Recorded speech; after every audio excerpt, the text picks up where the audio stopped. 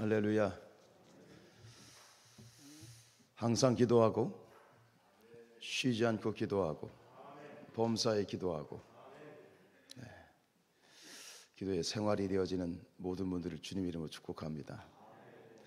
오늘 역대상 7장 이제 역대상 1장부터 9장까지는 이제 그 아담부터 포로 귀환까지의 이스라엘의 족보 이야기, 그래서 9장까지는 계속 이름이 언급이 되어지는데 이것은 이제 그 말씀드린 것처럼 이 역대상 하는 포로 귀환, 포로 생활에서 돌아온 바벨론 포로 생활에서 돌아온 그 이스라엘, 특히 이스라엘이라고 하지만 이것은 이제 다윗 왕조를 중심으로 한 이제 신정 국가의 회복, 망했던 나라를 다시 세워야 되는 그런 과제를 가지고 있는 이런 남유다를 중심으로 한 이스라엘 백성들에게 주어진 그러한 책인데, 그래서 어떠한 나라로 회복되어졌는가, 우리는 어떤, 우리의 뿌리는 누구인가.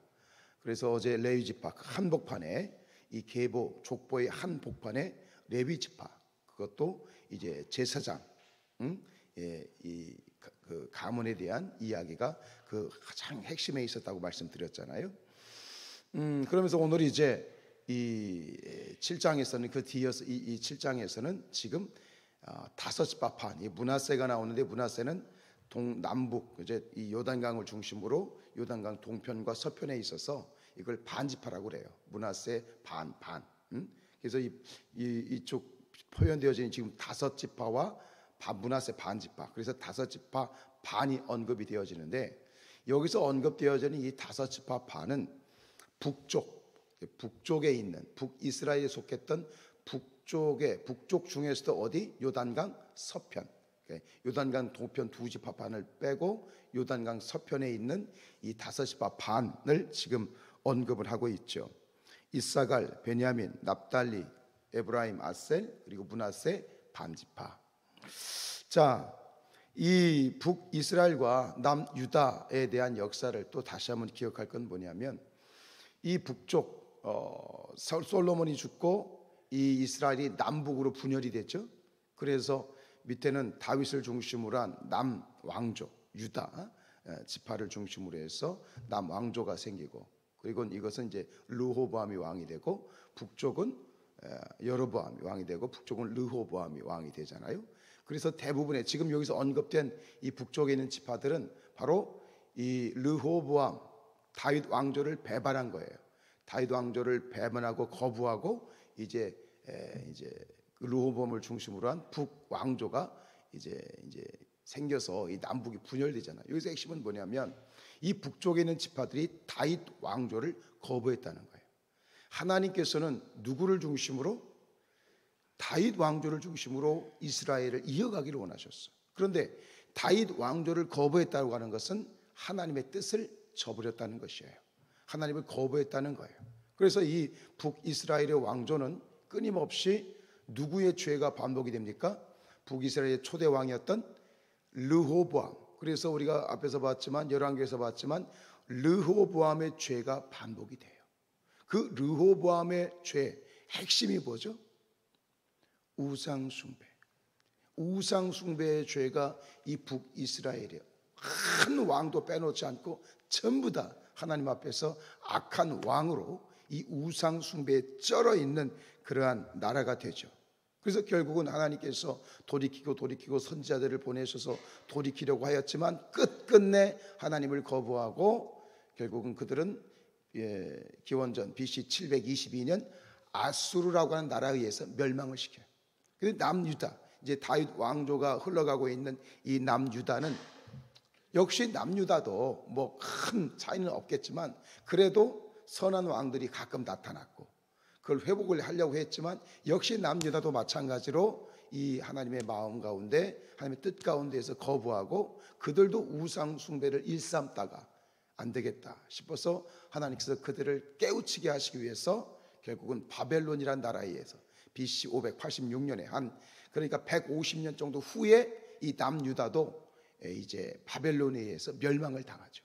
북쪽은 일찍이 722년 BC 기원전 722년에 망하게 되고, 한 150년 후에 남유다도 망하게 되는데, 그래서 전체 남유다를 중심으로 한 그런 모든 이스라엘 백성들이 어디로 포로로 잡혀가?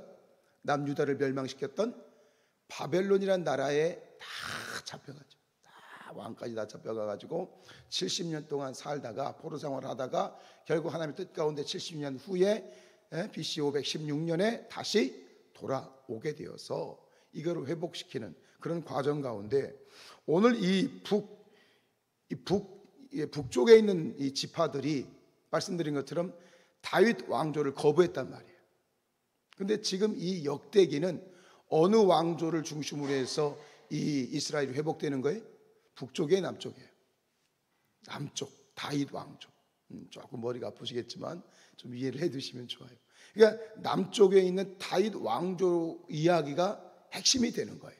사실 북쪽은 이미 거부가 됐고 그들은 죄악 가운데에서 이미 진즉에 멸망당했고, 이 남쪽에 있는 다윗 왕조를 중심으로 이제 이 신정 국가가 다시 회복이 되는데, 그럼 남쪽에 있는 지파들만 가지고 하나님이 이끌어 가시면 되는데, 오늘 여기서 왜 북쪽에 있는 지파들이 언급되고 있느냐, 이게 문제인 거예요. 북쪽에 있는 지파들, 진즉에 다윗 왕조를 거부하고 하나님의 그 뜻을 거부해서 멸망했던 북이스라엘 지파들이 왜 여기서 다시 언급이 되느냐. 여기서 특이한 건 뭐냐면, 앞에서 우리가 봤던 다른 지파들과 다르게 여기서는 무엇이 나오냐면 군사의 숫자가 나와. 그렇죠? 이 군사를 계수하였더니 몇만 명이었더라. 이 이야기들이 계속 나오게 되는데, 결국은 아마도 이 국가를 회복하면서 국가가 이제 구성이 되려면 여러 가지 요소들이 있잖아요. 땅도 있어야 되고 백성도 있어야 되고 뭐 법도 있어야 되는데, 결국 그 중에 하나 보면 국방이죠. 국방, 자주국방.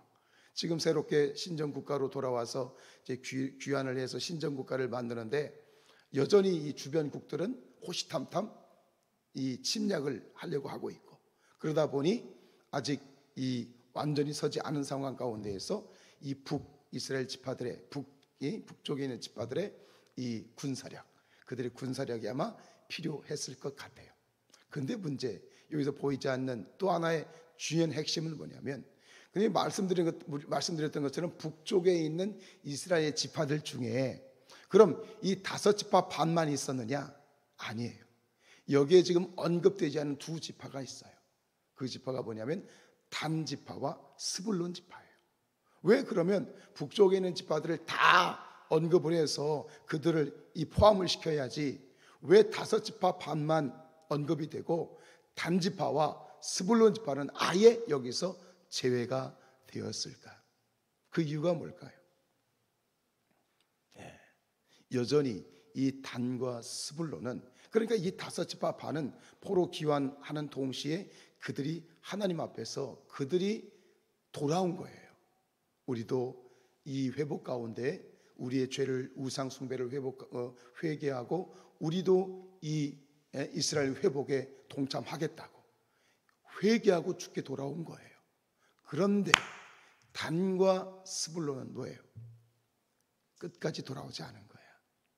여전히 우상 숭배 가운데에서, 특별히 단이라고 하는 지파는 저 이스라엘 그 북쪽에 있는 지파인데, 그 단이라는 곳에 뭐가 있냐면 바로 우상 숭배가 아주 심각하게 이제 있었던 우상 숭배의 거점이 단에 있어요. 단. 결국은 뭡니까? 끝까지 이들이 우상 숭배를 버리지 않고 하나님께 돌아오지 않은 거죠. 결국 그들은 하나님의 이 신정국가 회복에서 영원히 제외될 수밖에 없었던 거예요. 이 지금 다윗 왕조를 중심으로 한 이스라엘의 신정국가의 회복, 여러분 애초에 이 이스라엘이 하나님 앞에서 하나의 국가로 이제 하나님과 언약을 맺고 시내산에서 너희는 이제 거룩한 나라요 제사장의 나라이다 라고 출발을 할 때, 그때 거룩한 하나님의 백성 그리고 제사장의 나라 신정국가 백성들이 가져야 될 원칙, 하나님 나라의 백성이 가져야 될 가장 중요한 삶의 원칙을 주셨죠. 그게 뭡니까? 십계명이죠. 십계명 아시는 것처럼 이 십계명의 1계명과 2계명 뭡니까? 1계명은 너는 나 외에 다른 신들을 절대 두면 안 돼. 그죠? 그리고 두 번째 계명이 뭐예요? 절대로 너를 위하여 새긴 뭘 만들지 말라? 우상을 만들지 말라.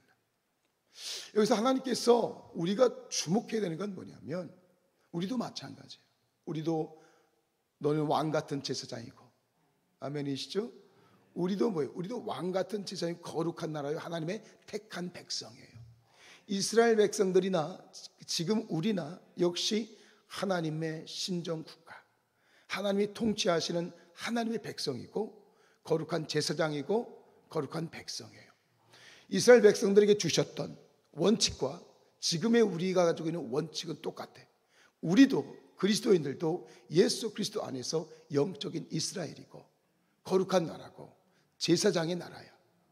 그렇다면 가장 중요한 이 신앙의 원칙은 역시 십계명 안에 있고, 우리 성경책에도 분명히 십계명이 앞에 표지에 붙어 있잖아요. 그런데 이 십계명, 하나님의 백성의 가장 중요한 원칙 중의 원칙은 뭐냐면 우상 숭배하지 말라는 거예요. 너는 나 외에 다른 신을 절대 두면 안 되고 이상한 우상을 만들지 말라. 우상 숭배를 하나님이 아주 심각하게 보시는 거예요.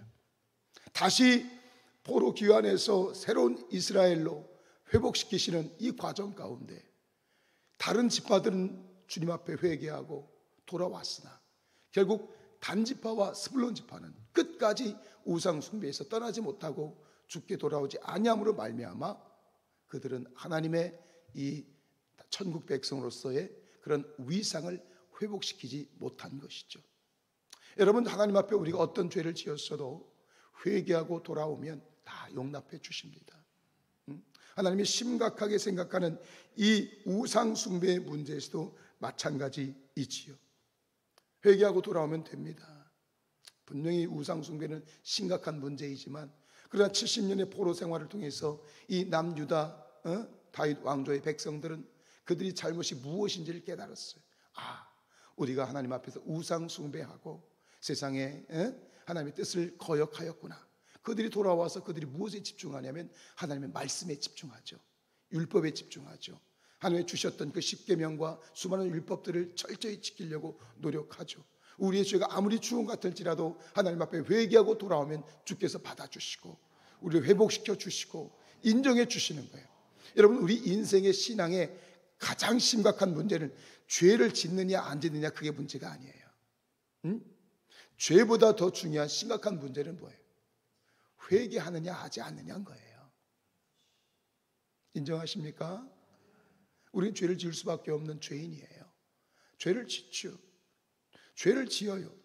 여러분, 누군가가 죄를 지었을 때 그 죄를 지은 것에 대해서 비난하지 마세요. 그것을 정죄하지 마세요. 우리는 그리스도 안에서 이미 믿음으로 말미암아 정죄함을 받지 않는 존재가 되었어요. 중요한 건 뭐냐면 죄를 짓느냐 안 짓느냐의 문제가 아니라 우리가 죄를 지었을 때 즉시 하나님 앞에 회개하고 고꾸라져 회개하고 돌이키면 하나님이 다시 인정해 주시고 회복시켜 주시고 새 힘을 주시고 이럴 능력을 주시고 하나님이 지켜주시는 거예요. 오늘 말씀을 통해서 우리가 그것을 분명히 기억했으면 좋겠어요. 여러분, 구원과 소망은 우리 인간에게 있지 않습니다. 구원과 소망은 오직 하나님께 있습니다. 하나님께 바라보며 두 가지를 기억했으면 좋겠어요. 혹시 내 삶에 하나님보다 더 사랑하는 것, 이게 우상이죠. 내 안에 우상은 있지 않은지, 하나님의 마음을 아프게 하고 하나님의 마음을 심각하게 고민스럽게 만드는 우상 숭배나 우상은 내 안에 있지 않은지, 첫 번째. 두 번째는 뭐예요? 내가 하나님 앞에 지은 죄, 하나님 앞에 돌이키지 않은 죄가 있다면 즉시 하나님 앞에 자복하고 입술을 열어서 소리내어서 회개하셔야 돼요. 그것이 우리가 회복되어지고 다시 권능을 입고 능력이 우리 안에서 나타나는 그러한 첩경인 줄로 믿습니다. 오늘 하루도 오직 믿음의 주요 온전하게 하시는 이 하나님만을 바라보시면서 승리하는 하루 되시기를 주님의 이름으로 축복합니다. 기도하겠습니다.